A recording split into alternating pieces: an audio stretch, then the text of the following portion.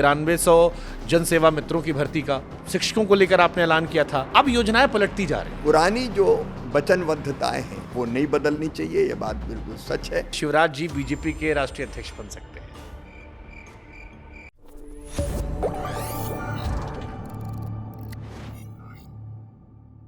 जैसे ठीक है, ये जो उन्होंने सीएम राइस स्कूल का नाम दिया कि चलो संस्कृत जोड़ते, वो ठीक है, उनका एक तर्क है उसमें। लेकिन दो सवाल सबसे ज़्यादा मेरे पास आए थे और मैं चाहता हूँ इसको आप एड्रेस करें। एक 9300 जनसेवा मित्र और एक शिक्षकों का जो परमानेंट करने की बात कही गई थी, और क्योंकि आपके बहुत सारे ट्वीट्स भी हैं और वो आपके लोग हैं, तो मुझे लगता है अगर आप भी अपील करेंगे तो शायद उनका काम बन जाए और वो भी खुश रहे, आपकी जनता। लोग सब अपने हैं जी, मैं तो हर एक को अपना मानता हूँ और हर एक को कलेजे से लगाता हूँ, गले से लगाता हूँ। मेरा अपना विश्वास है कि जितने कमिटमेंट मैंने किए थे मुख्यमंत्री के नाते, उनको मोहन जी निश्चित तौर पर पूरा करेंगे। ये मेरा विश्वास भी है और ये ज़रूरत पड़ेगी तो मेरी चर्चा होती भी है, मैं चर्चा करूँगा भी। ठीक बात है। हमने आपके बारे में सर एक बात पढ़ी कि जब आप 12-13 साल के थे तो आपने एक आंदोलन किया था, चाचा जी डंडा लेकर आ गए थे, किसानों का था। हालांकि आप संपन्न परिवार से थे और अब आप कृषि मंत्री हैं। ये बात सच है कि गांव में मैंने मजदूरों के साथ, मजदूरों में भी बच्चे होते थे, तो बाल मजदूरी का वैसा कानून या तो था नहीं, मुझे पता नहीं, या लागू नहीं होता था, कोई लागू नहीं करता था। एक होता था हरवाहा जो हल चलाने का काम करता था, और एक होता था चरवाहा जो बैल गाय को चराने का काम करता था। हमारे यहाँ भी हरवाहा और चरवाहा थे। एक दिन हमारा चरवाहा था छोटा, नाम उसको कहते थे, छोटा कहते थे, छोटा, वैसे बुद्धू बुद्धू भी कहते थे उसको।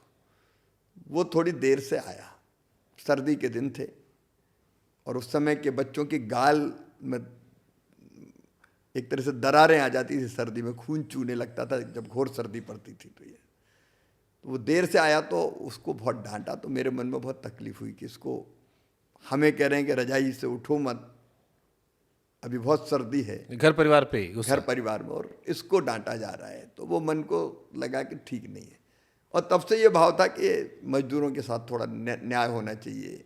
आपका परिवार कैसा था सर? संपन्न? मेरा मध्यम वर्गीय खेतीबाड़ी वाला परिवार। अब खेतीबाड़ी होती थी बैलों से, हल चलते थे, उस समय ट्रैक्टर नहीं था जब मेरे बचपन में। परिवार के लोग चलाते थे या में मजदूर आके चलाते थे? मजदूर आके चलाते थे। ठीक ठाक संपन्न थे मतलब आप? हाँ, मतलब मध्यम वर्गीय परिवार जैसा होता है, ठीक ठाक संपन्न थे। तो फिर मन में लगा, और उनको मिलता था 2.5 पाई मजदूरी। 2.5 पाई का मतलब बर्तन होता था, तौलते नहीं थे, नापते थे, 1, 2 और आधी, 2.5 पाई दिन भर की। मुझे लगा कि ये बहुत कम है और ये काम भी इनसे कर। तब मैं 7वीं में पढ़ता था और भोपाल पढ़ने लगा था, 4थी पास करके, क्योंकि हर किसान परिवार की इच्छा रहती है कि बच्चा पढ़ के कोई अच्छी नौकरी करे, अच्छी सर्विस में जाए, कोई डॉक्टर बन जाए, इंजीनियर बन जाए। मुझे भी मेरे पिताजी ने भोपाल भेज दिया, लेकिन मेरी चेतना थोड़ी सी बचपन से जागृत विकसित थी और अध्यात्म मेरा बेस था, तो मैं लगातार सोचता रहता था कुछ अच्छा करना चाहिए। कहानी उसकी कई है, मुझे लगता है जैसे भगवान की गोद में बैठना चाहिए, जैसे ध्रुव बैठे थे भगवान की गोद में। जब उनके पिताजी ने उनको एक बार उतार दिया था, तब माँ ने कहा कि पिता की गोद से भी बड़ी भगवान की गोद होती है।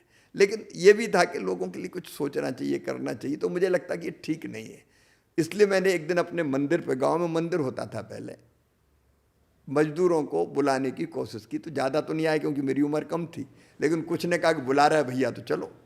तो मैंने कहा कि भाई मजदूरी कम मिलती है, 2.5 पाई नहीं, 5 पाई कम से कम मिलनी चाहिए। तो उन्होंने कहा भाई हम, गाँव की भाषा में कहा, हम क्या कर सकें, कैसे हो सके जो। तो हम कहा अरे काम बंद कर दो, काम कौन से करवाएंगे, फसल कटवाना तो तुमसे कटवाएंगे, बाकी काम करवाना तो तुमसे कटवाएंगे, ज़मीन जुतवाना तो तुमसे जुतवाएंगे। तो बोले इससे बढ़ जाएगी, अपनी भाषा में कहा कि जहाँ से बढ़ जाएगा मजदूरी। मैंने कहा अरे अपन आंदोलन करेंगे। तो कुछ ने तो माना कि अरे ऐसे ही है, कुछ को ज़रा सीरियस लगा, तो उनका ठीक है, करना क्या है, उनका अपन जुलूस निकालेंगे। गांव में बिजली नहीं थी उस समय, गैस बत्ती हुआ करती थी, पेट्रोमैक्स। एक गैस बत्ती का जुगाड़ किया, उसमें मेंटल बांध के हवा भरी, जलाया, और एक मजदूर ने सिर पर रखा, और हम नारा लगाते हुए हमारे घर की तरफ मंदिर से बढ़े, 2.5 पाई नहीं 5 पाई लेंगे, नहीं तो काम बंद करेंगे। और जैसे ही हमारे दरवाजे के पास घर के पहुँचे तो चाचा जी हमारे, अब उनका स्वर्गवास हो गया, लाठी लेके निकले और गांव की गाली देती उन्होंने कहा मैं देता हूँ 5 पाई बताओ, और लठ लेके जो आगे बढ़े तो मजदूर तो गैस बत्ती फेंक के भाग गए, मैं पकड़ा गया। तो उसके बाद मेरी सुताई हुई क्या लाठी खाए थे? और पगे थप्पड़ मारे उनने, लाठी एक तरफ रखी क्योंकि मजदूर तो भाग गए थे। मुझ पे इतना रहम किया कि लाठी के बजाय थप्पड़ों से पीटा उनने, और मैं फिर भोपाल भेज दिया गया। तो बचपन से मन में रहता था कुछ। अब सर ये देखिए कितनी शानदार बात है कि अगर आपको हक नहीं मिला तो आप आंदोलन आपने रखा, बीजेपी, आप शायद इमरजेंसी में जेल भी गए थे। हाँ, इमरजेंसी में जल गया था। वो क्या अनुभव था आपका? अनुभव कई थे। देखिए, बचपन से मैंने कहा कि मेरा वेश अध्यात्म था। तो एक बात मैं देखता था, एक बार आंदोलन चला था, ये होगी 66-65 की बात, जब मैं 6 साल का 7 साल का था। गोवध बंद करो, जनसंघ ने चलाया था, साधु संत भी बड़ी संख्या में निकले थे, और मुझे याद है दिल्ली में भी साधुओं पे गोली चल गई थी। तो मेरे मन में ये बात पैदा हो गई कि ये कांग्रेस ठीक पार्टी नहीं है, अच्छी पार्टी नहीं है, जनसंघ अच्छी है, ये मन में लगता था। तो स्वाभाविक रूप से अवचेतन मन में ही जनसंघ बैठ गई कि जनसंघ को जीतना चाहिए, जनसंघ आना चाहिए, अच्छी है, क्योंकि गोवध बंद की बात करती है। बाकी चीज़ें तो इतनी जानते नहीं थे, लेकिन धार्मिक पृष्ठभूमि होने के कारण ये लगता था। तो हमने 1972 के चुनाव में पहली बार भोपाल में पढ़ते पढ़ते बाबूलाल गौर के लिए हमने उस समय नारे वारे लगाए थे। वो नारे भी अजीब थे, इस पर बोलूँगा तो ठीक नहीं लगेंगे, तो मैं इस पर बोल नहीं पाऊँगा, लेकिन बच्चे जैसे नारे लगाते हैं मस्ती में विरोधी पार्टियों के लिए। लेकिन उसके बाद में क्या आर्यदित शब्द थे, असंसदीय शब्द थे, या कैसे ताने थे? नहीं, इस पार्टी के सब डाकू फलाना ढिमका, तो ये तो कह सकते हैं सर, ये तो अब तो क्या कुछ कह दिया जाता है। हाँ, नहीं, मैं शालीनता की सीमा में रहता हूँ, लेकिन रहता था जनसंघ को वोट दो, बीड़ी पीना छोड़ दो, बीड़ी में तम्बाकू, आगे का शब्द नहीं कहूँगा, फलानी पार्टी डाकू है या फलानी नेता का नाम लेके, समझ गया। तो इस तरह की चीज़ें हम लोग करते रहते थे कि जनसंघ अच्छी पार्टी है। फिर मैं पढ़ते पढ़ते भोपाल में, क्योंकि मैं एक्टिव बहुत था, मॉडल स्कूल टीटी नगर में पढ़ता था मैं, तो मैं 75 में, इमरजेंसी के पहले 74-75 में चुनाव लड़ा प्रेसिडेंट का, और भारी वोटों से जीता मैं स्कूल का प्रेसिडेंट बना। हर एक बच्चा वोट डालता था प्रेसिडेंट के लिए। मुझे मिले थे 1300 कुछ वोट में से, अच्छी तरह याद है 1100 कुछ वोट मुझे मिले थे, एक को 54, एक को 26 और एक को 4 मिले थे हमारे जो प्रतिद्वंदी थे।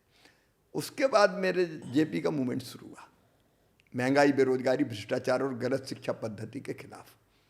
तो जेपी एक आशा दिखे हमको, और उसी समय जेपी उम्मीदवार के रूप में शरद यादव लड़े जबलपुर से, अगर आपको ध्यान हो तो। या तो आप बहुत छोटे होंगे, मुझसे भी छोटे होंगे। हमने कहानियां खूब पढ़ी सर, क्योंकि सारे स्टोरीज की है। और भोपाल से गोविंदपुरा सीट से लड़े बाबूलाल गौर, तो वो भी जेपी के उम्मीदवार के रूप में घोषित किए गए। हम स्कूल के प्रेसिडेंट भी थे, और मन में आया कि नहीं, ये लोकनायक जयप्रकाश नारायण जी के पीछे चलना चाहिए, और छात्रवाद संघर्ष वाहिनी बनी। तो उसमें चूंकि मैं स्कूल का प्रेसिडेंट था तो मुझे भी शामिल कर दिया गया। तो उस समय हम गूंजे धरती और आकाश, देश का नेता जयप्रकाश जैसे नारे लगाते थे, और तत्कालीन सरकार के खिलाफ हम आंदोलन करते थे।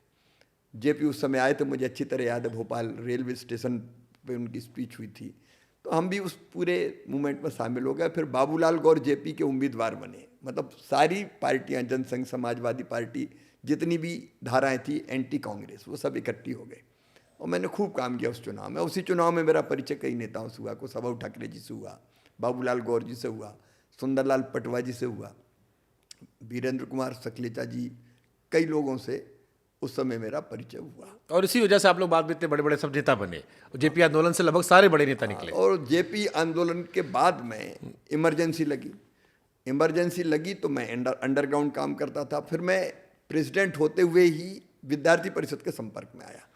परिषद के लोगों ने, विद्यार्थी परिषद एबीवीपी के लोगों ने संपर्क किया, और मैं विद्यार्थी परिषद का एक तरह से कार्यकर्ता बन गया। मुझे लगा कि ये भी ठीक है, क्योंकि छात्रवाद संघर्ष वाहिनी में एबीवीपी के लोग भी सहयोग कर रहे थे। और उसी समय मैंने संघ की शाखा में भी, विभीषण जी आज भी हैं वो मुझे पहली बार संघ की शाखा में ले गया। तो थोड़ा थोड़ा परिचय मेरा तब विचारधारा से होना शुरू हुआ, और मुझे लगा कि नहीं, ये विचारधारा ठीक है।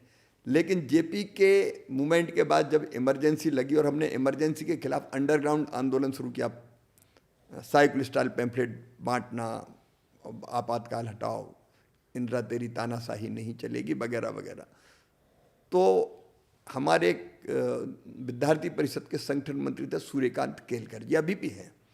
उनको पुलिस ने गिरफ्तार किया, उनकी डायरी में मेरा नाम और पता था। तो उस नाम और पते के आधार पर पुलिस मेरे घर पहुंची। मैं तो किराए पे कमरा लेके रहता था, परिवार तो गांव में था। तो दरवाज़ा खटखटाया रात को 11 बजे। मैं उस समय 11th के एग्ज़ाम की तैयारी कर रहा था। 11 अप्रैल से परीक्षा थी, ये 9 अप्रैल का दिन था, 9 अप्रैल 76। मैं प्रारंभ में गिरफ्तार नहीं हुआ, मैं बाकी 75 जून से लेके अप्रैल तक मैं वैसे काम करता रहा इमरजेंसी के खिलाफ। बेगमगंज एक जेल था जहाँ हमारे बहुत से मीसाबंदी थे, वहाँ भी मैं अंदर चला जाता था। जेलर थोड़ा कृपालु था, तो वो मिलने अगर कोई जाता था तो पूरे बैरक में ही घुसेड़ देता था। तो सबसे मिल के सबके हालचाल जानना, चिट्ठी पत्री का व्यवहार करना, फिर वापस आके खबर देना और अंडरग्राउंड आंदोलन चलाना। तो उनके गिरफ्तार होने के कारण मेरे घर पुलिस पहुंची, दरवाज़ा खटखटाया, मैंने खोला तो पूछा तू ही शिवराज सिंह है क्या? मैंने कहा हाँ हूँ। चल फिर जो गाली दे सकती थी पुलिस उस समय, वो सारी दाई माई करके मेरी, और कहा कि तू इंदिरा गांधी के खिलाफ आंदोलन चलाएगा। तो मेरे 2 दिन बाद परीक्षा थी, तो एक बार तो मैंने कहा कि नहीं, मैं तो कौन सा आंदोलन चला रहा हूँ।